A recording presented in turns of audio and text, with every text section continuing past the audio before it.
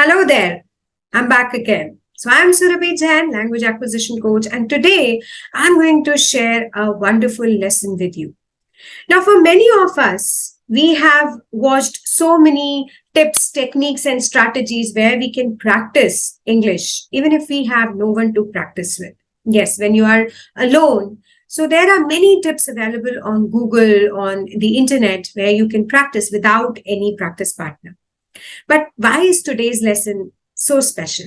Because in today's lesson, I am going to share with you certain exercises, 6 exercises which are going to help you to practice conversation. Imagine conversation without anyone present to conversate with. I always say that there is a very thin line between English speaking and English communication. So in this lesson, the thin line, the demarcation between these two will also be very clear. So don't miss and stay with me till the end of this video. Except before we start to understand the exercises, it is important to understand why is it necessary to develop conversation skills? What is the purpose of this video? So the purpose of this video is first to help you think on your feet, which means thinking quickly. The major thing which is required when we are communicating with people is idea generation. The more we get thoughts, people get stuck not because they are poor in English or their English is not good. We get stuck because we lack ideas. Sometimes we are totally blank because we don't know what to speak. So the purpose of these exercises is to help you think on your feet. That is, think quickly. Number 2, react more naturally. Now, conversation is not only about speaking in English. I always say words are meaningless without emotions. So if you are a natural speaker, you have to have emotions, enunciation while you're speaking. And only then you will become a natural speaker. So to react more naturally, you have to practice conversation exercises. And last but not the least, think out of the box. What is that special addition to which you can make while conversating with people so that the people enjoy the conversation? They come and they love your company. They come back to you again and again, and you are a magnetic personality for them. So thinking out of the box, something special in the way you speak, in what you speak, so that the people keep on coming back to you. So as I said, there is a difference between English speaking and English communication. So what is English communication? English communication is not just about using correct words or using correct grammar. Yes, it is not just about using correct words and using correct grammar. So what is it all about? It is about, number 1, reacting. How do I respond? How do I react to this situation? I actually listen. I actually understand what the other person is saying and in what context the conversation is about. So all this together is how I react, how I respond to the conversation. And then using body language. Yes, we believe that body has a language. So whenever you are speaking, your words should match. Your body language, in fact, your facial expressions should match your words. Now, for example, if you're saying, I'm very sad, your facial expressions are not matching your words. I'm very sad.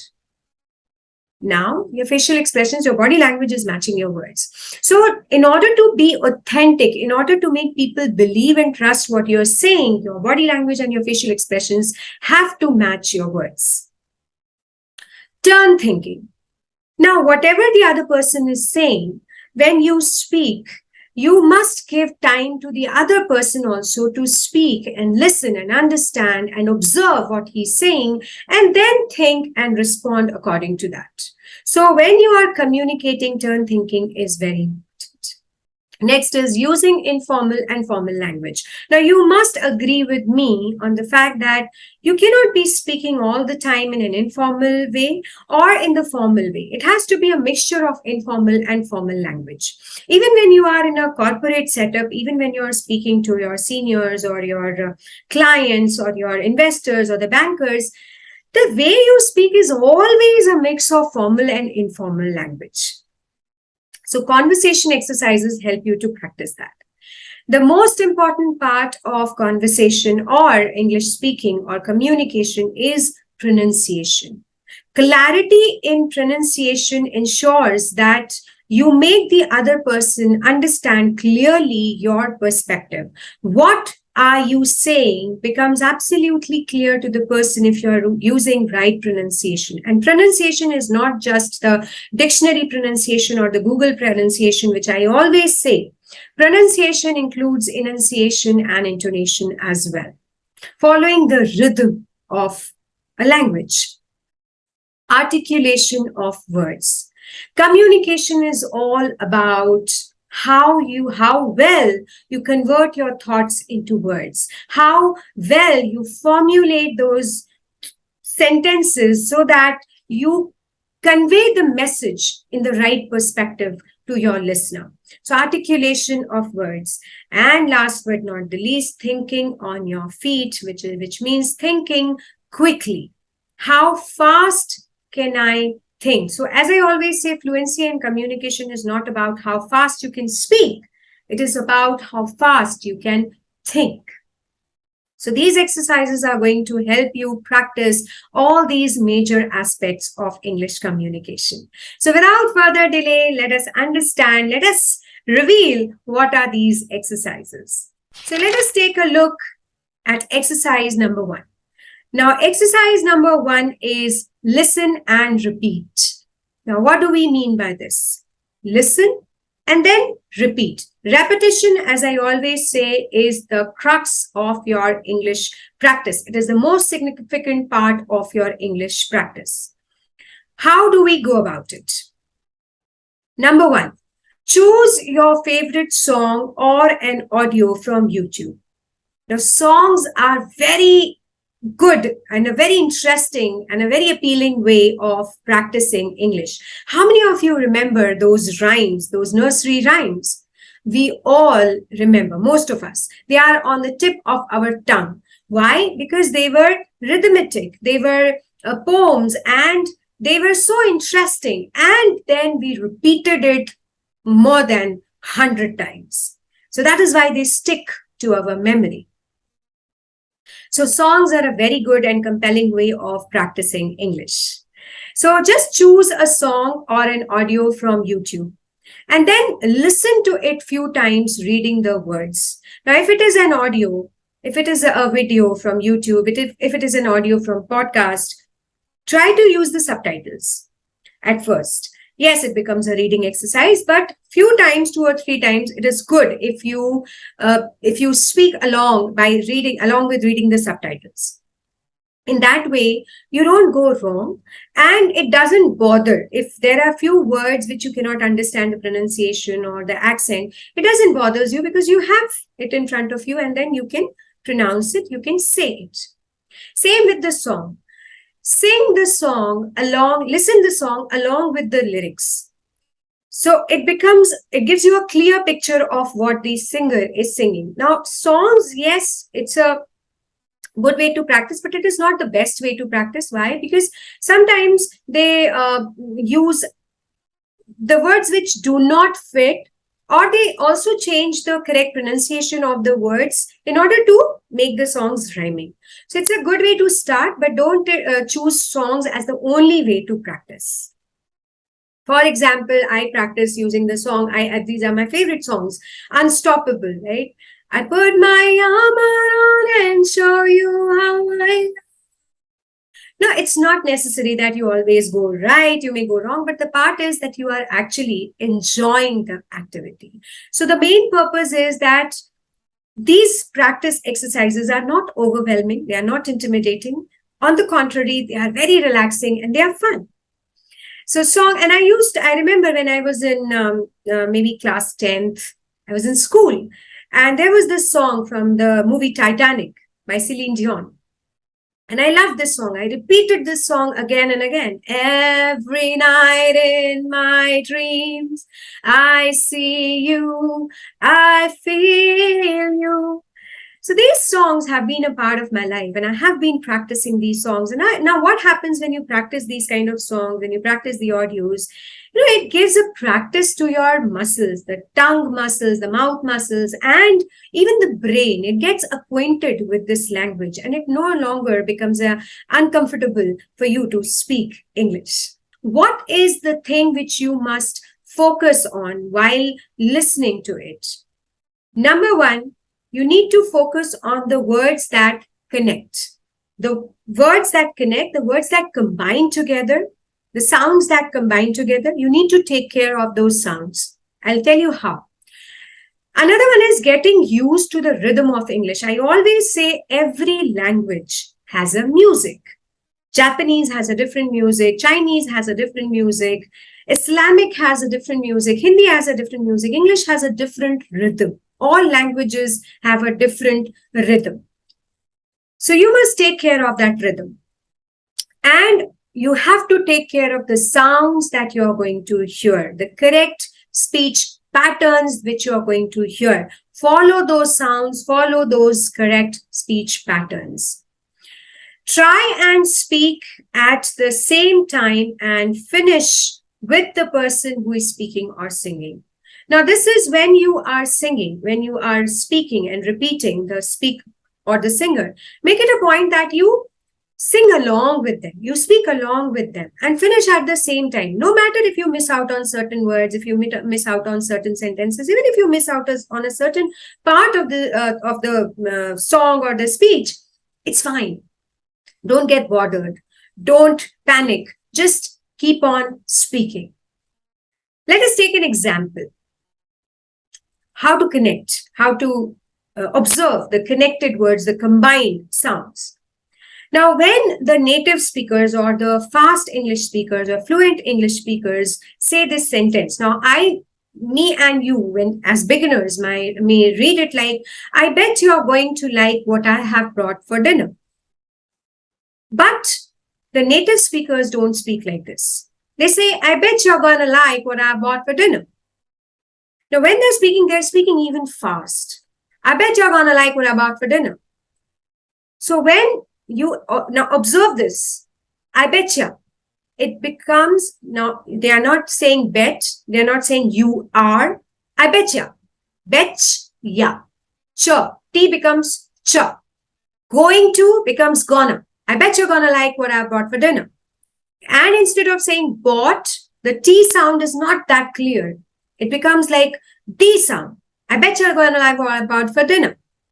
So we need to take care of these combined, connected words, combined sounds. You have to take care of them while you're practicing this exercise. Listen and repeat. So let us talk about the next exercise, which is exercise number 2, the tongue twisters. Now, this exercise won't straightforward fall under the category of conversation exercises. But yes, it is very important to practice tongue twisters even before we practice exercise number 3, 4, 5, 6, and 7, even before practicing them. Why? Because tongue twisters, when you practice tongue twisters, do not think about the meaning. Do not, because tongue twisters, sometimes they have no meaning at all. What is the purpose of tongue twisters? They focus on preparing your muscles to practice those sounds in English. The sounds of English, the rhythm of English, the phonetics, they help you practice that. So it is very important you train your muscles, the muscles of your mouth, the muscles of your tongue, the muscles of your brain, how to get familiar with those sounds. So let us take examples. We'll go from easier to a tougher one. So these are 3 tongue twisters which I have for you today. Which is which? Now, at first, you can go slow. Which is which? And then you can increase the pace. You can increase the speed slowly when you become familiar, when you are good at it. Which is which? Which is which? Right? So just take a pause pause this video and practice this tongue twister before moving on to the next one. Okay, so let us move to the next one. Now, this one is again very interesting. Can you can as a canner can a can?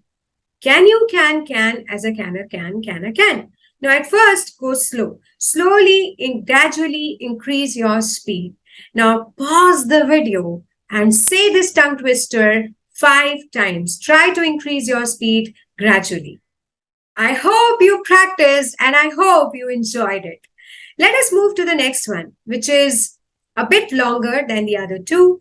Now, this is Betty bought butter, but the butter was bitter, so Betty bought some more butter to make the bitter butter better. Go slow at first. Gradually increase your pace. So I won't ask you to pause the video and practice this. This is a pretty long tongue twister, which you need to practice a lot before actually speaking it. Now, tongue twisters are very helpful, again, in training your muscles. So let us move to exercise number 3. Exercise number 3 is working with a scene. It's again a super interesting exercise. What you need to do. Now, this exercise can be done in 2 ways. Number 1, pick out your favorite scene. Now, it can be a scene from a movie, it can be seen from a serial, it can be seen from a web series, a story, or a YouTube video, any of your favorite scene. Watch it on mute. Watch it on mute means you must have watched that scene earlier. Now, this time when you are practicing, you have to watch it on mute. And as you watch it, narrate the scene. Now, what you have to do, I'll give you a demo. It was Halloween night, the next day. And when I looked at the Halloween pumpkin, it was empty.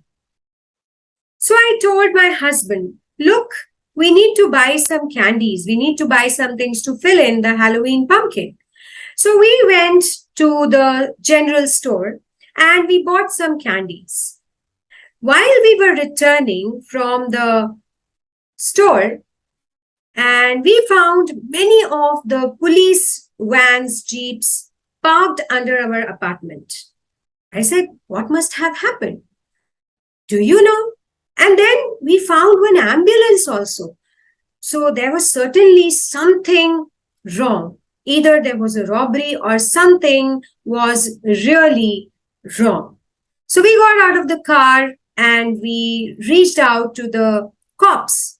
So this is the way you can practice using a video or a YouTube video from a serial, a story, or a movie, and just put it on mute and narrate as you watch the video. What are the advantages of this practice? Number 1, you practice vocabulary, which is a major constraint when you are speaking. You get at a loss of words, what to speak. So when you practice that like this, you get a hold on vocabulary. And the very important part is you practice narrative sentences, which are super important in telling stories in the past tense. So it gives you an immense practice of practicing past tense and vocabulary. The other way of working with a scene is, first, watch a scene in your first language, your native language.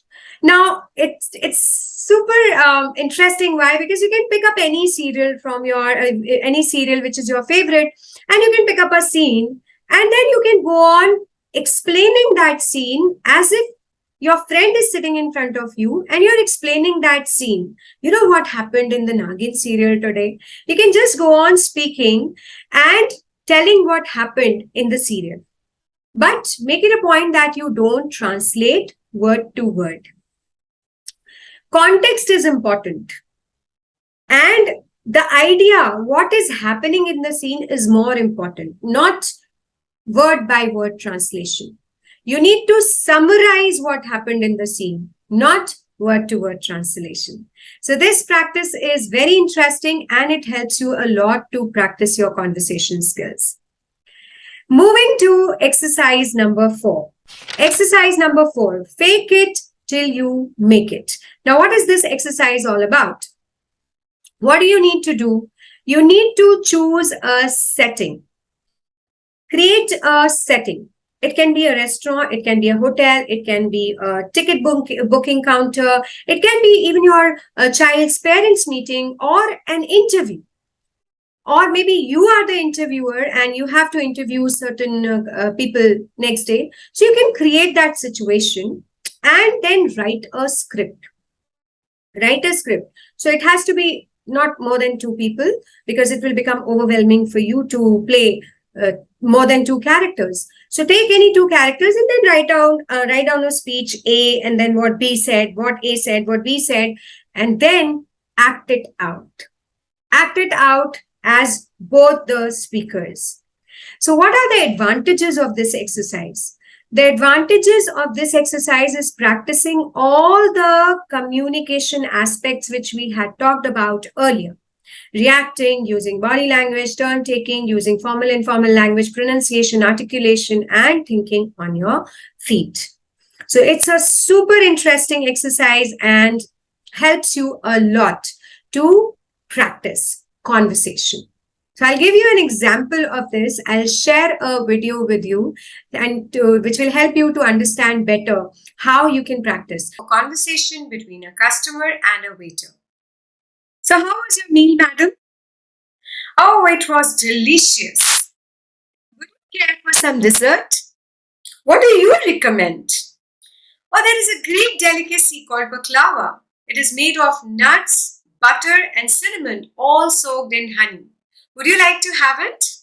Sure, it sounds so scrumptious. So I hope you understood how to practice exercise number 4, fake it till you make it. Let us move towards the next exercise number 5, show time. First, what you need to do is find out your favorite TV series or a movie. Find out a scene from that movie which is really close to your heart, which you enjoy watching again and again, one of your favorite scenes. And then it has to be an English movie, obviously. And then find out the transcript online. Now, you can either print the transcript or you can read the transcript on your phone. You can take a screenshot or you can copy it, paste it. You can read it on your phone. And then you need to be pretending to be one of those characters in that scene. So the other person is speaking, and when the turn of that character which you are portraying comes, you have to speak. So here you not only have to copy you have to copy the words of that character, you need to copy everything. You need to copy their body language, their expressions, their emotions even.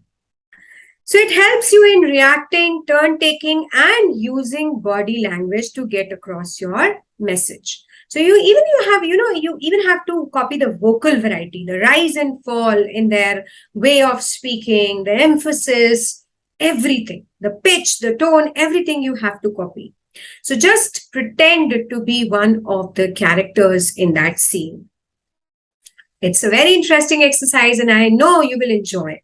And as I always say, exaggerate. Exaggerate means if you're practicing, practice it not just 100%, practice it 150%. Because if you practice 150%, then while you're speaking in real life, then it comes to around 80 to 85%. So exaggeration is always good while practicing. So you can go even one step higher in practicing than what your character is doing. You can go one notch higher what your character is doing. So what are the key points which we have to remember while practicing this exercise? Our focus has to be on intonation and the connected speech. We have already discussed the connected speech, so I'm not going to repeat it again, but the major focus has to be on enunciation and intonation. Moving on to exercise number 6, record yourself. How can you practice this exercise? There are 2 ways of practicing this exercise. Number 1, making videos, and number 2, making audios. So what can I do? While I am making videos, I need to create a real life situation. So, what we did earlier in the exercise, fake it till you make it, it's a similar kind of thing. So, create a real life situation, maybe an interview situation. What you can do is go to Google and just jot down 10 different questions, 10 common questions which are asked in an interview. And now you need to become the interviewer and the interviewee both. So, ask a question and respond to it. Respond the way you respond in an interview, in an actual interview. Just imagine that it's an actual interview and you are sitting in front of the interviewer. So create a real life situation, practice in front of the mirror, or make a video and record yourself. Make a video in selfie mode and record yourself. And the next step is self-analysis. What is self-analysis? Now you watch the video you have recorded and you note down the mistakes. Now they can be grammatical mistakes, they can be vocabulary mistakes, pronunciation mistakes, body language mistakes, vocal variety mistakes, anything. Just write them down. Maybe you are taking a lot of pauses, you are fumbling, you are using fillers. Just write down everything and repeat. Make the video all over again. And this time, just cross the mistakes which you have overcome. It gives you immense pleasure. You can go on repeating until and unless that list is totally crossed. It gives you perfection, mastery. After all, we want mastery, right? So another way to practice this exercise is audios. Now, what can you do for audios? Now, you must be having some friends who understand English well. So take a vow today that you are not going to text them. Every time you are sending a message, send a voice note. And this is an amazing feature in all social media platforms these days. So make it a point that you send a voice note. No matter if you're not speaking accurately, even if you're slow, even if you're fumbling, even if you are doing a lot of mistakes, don't bother. Just promise yourself that from today you are going to send only voice notes. The other very interesting way of practicing audios is create a WhatsApp group with yourself and just treat it as like your personal diary. Now, what do we do in diaries? In diaries, we generally write down the things which we cannot discuss with other people. Start sending voice notes to yourself. Maybe you can just record something which happened with you and you don't want to discuss it with anyone, and just send a voice note in that group. And maybe 10, 15 days later, you can just hear all those voice notes and just measure how far you have come, how proficient you have become in speaking. So it again gives you a lot of confidence and it helps you not only in practicing English, it helps you release that emotional pressure as well. Let us move to the last exercise, which is using pictures. This is a very interesting exercise which helps you because it is rightly said, a picture is equivalent to 1,000 words. You can use a picture from your collection, maybe your old albums, or what you can do is you can choose any picture from Google online and then set a timer for 1 minute or 1.5 minutes. Now, write down all the keywords that come in your mind after looking at that picture. Write down all the keywords. Now, you must notice that you must take care that when you are writing down those keywords, don't just write down literally everything, every key feature of the picture. Think out of the box. Think deeper.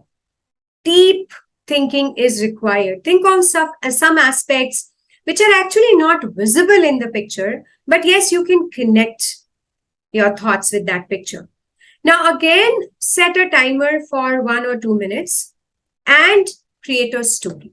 Start speaking, creating a story and speaking, connecting those keywords which you have jotted down.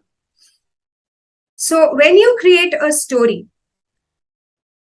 this is an amazing way to see whether what you are speaking is sensible, is comprehensible. Are you making any sense? So it's an amazing way. So record yourself when you create, when you are inventing a story and when you're speaking for 1 or 2 minutes, record yourself. And then listen to yourself back. When you listen that audio again, keep a check whether it is comprehensible. Are you able to understand yourself? Whether it is cohesive. Are you using the lexical resources correctly? Maybe you are committing a lot of grammatical mistakes. Note them down. You know how correct speech sounds, how correct grammar sounds. Note them down so that you don't make those mistakes, you don't repeat those mistakes in your next practice. And pronunciation. Pronunciation has to be crisp and clear. Coherency is super important. Am I able to organize my thoughts logically? Is my story properly divided into introduction, body, and conclusion? So this is something which you yourself can analyze. I always say, become your own mentor.